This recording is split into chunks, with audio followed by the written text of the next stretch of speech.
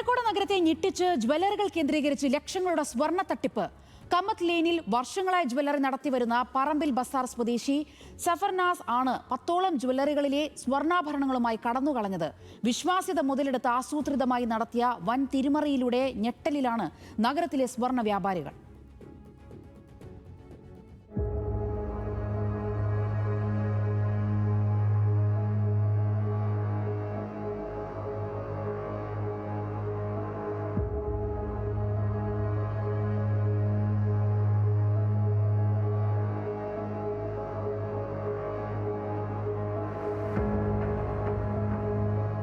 കമ്മത്ത് ലൈനിൽ സുഹൃത്തിനൊപ്പം national gold എന്ന പേരിൽ ജ്വല്ലറി നടത്തി വരികയായിരുന്നു പ്രതിയായ സഫർനാസ്. കഴിഞ്ഞ 6 വർഷമായി ഈ മേഖലയിലുള്ളയാളായതിനാൽ സമീപത്തെ ജ്വല്ലറി ഉടമകളുമായി വളരെ അടുത്ത സൗഹൃദമാണ് ഇയാൾ പുലർത്തിയിരുന്നത്. ഈ അടുപ്പവും വിശ്വാസവും പൂർണ്ണമായി മുതലെടുത്തായിരുന്നു തട്ടിപ്പ്.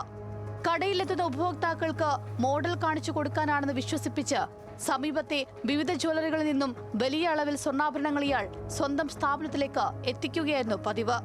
വ്യാപാരികൾ തമ്മിൽ പരസ്പരം സ്വർണ്ണാഭരണങ്ങൾ കൈമാറുന്നതും പിന്നീട് പണം നൽകുന്നതും ഈ മേഖലയിലെ പതിവ് രീതിയായതിനാൽ ആർക്കും ഇയാളുടെ നീക്കങ്ങളിൽ സംശയമൊന്നും തോന്നിയിരുന്നില്ല. എന്നാൽ ഇത്തരത്തിൽ 10ഓളം ജ്വല്ലറികളിൽ നിന്നായി ശേഖരിച്ച മൊത്തം 948 ഗ്രാം സ്വർണ്ണാഭരണങ്ങളുമായാണ് സഫർനാസ് മുങ്ങിയത്. നിലവിലെ വിപണി വില അനുസരിച്ച് ഏകദേശം 1,39,00,000 രൂപ വില വരുന്ന സ്വർണ്ണമാണ് ഇയാൾ തട്ടിയെടുത്തതെന്ന് വ്യാപാരികൾ വ്യക്തമാക്കി. എന്റെ ഷോപ്പിൽ നിന്നും അവൻ 32 ഗ്രാം സാധനം എടുത്തിട്ടുണ്ട്. അങ്ങനെ ഓരോ ഷോപ്പിൽ നിന്നും വീതം സാധനങ്ങൾ എടുത്തിട്ട് വൈകിട്ട് ഒരു 3 മണിയാകുമ്പോഴേക്ക് അവൻ അവിടെ നിന്ന് മുങ്ങി. പക്ഷെ മൊത്തം ഒരു 5-10 ഷോപ്പുകാർക്ക് 1 കിലോന്റെ അടുത്തോളം അവൻ സാധനം എടുത്തിട്ടുണ്ട്.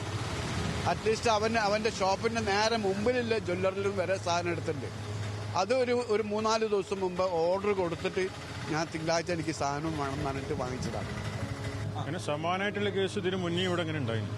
പിന്നെ മുന്നേമാര് ഇത് മുങ്ങിയത് ഒരാൾ ഇടയ്ക്കിടയ്ക്ക് ഇങ്ങനെ സംഭവിക്കുന്നതാണ്. അത് വേറെ ആളുകളാണ് ഇങ്ങനെ ചെയ്യുന്നത്. ആളുകളാണ് ചെയ്യുന്നത്. അപ്പോൾ അതൊരു വിശ്വാസത്തിന് മേലിൽ ചെയ്യുന്ന ഷോപ്പുകൾ തമ്മിൽ വിശ്വാസം ഉണ്ടല്ലോ, അങ്ങനെ വിട്ടുകൊടുക്കാനാണ് ഇപ്പോൾ.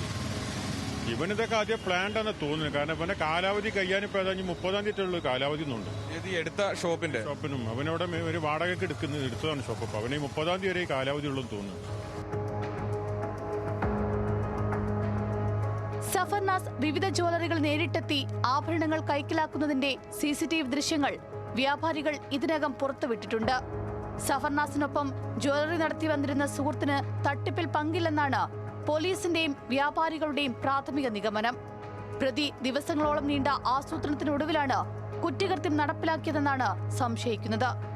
സംഭവം പുറത്തുവന്നയുടൻ തന്നെ വ്യാപാരികൾ പോലീസിൽ പരാതി നൽകി. സഫർനാസിന്റെ മൊബൈൽ ടവർ കേന്ദ്രീകരിച്ച് പോലീസ് അന്വേഷണം ആരംഭിച്ചെങ്കിലും ഇയാളെ ഇതുവരെ കണ്ടെത്താനായിട്ടില്ല. പ്രതിക്കായിട്ടുള്ള ഊർജിതമായ അന്വേഷണം തുടരുകയാണെന്ന് പോലീസ് അറിയിച്ചു. ന്യൂസ് മലയാളം, കോഴിക്കോട്.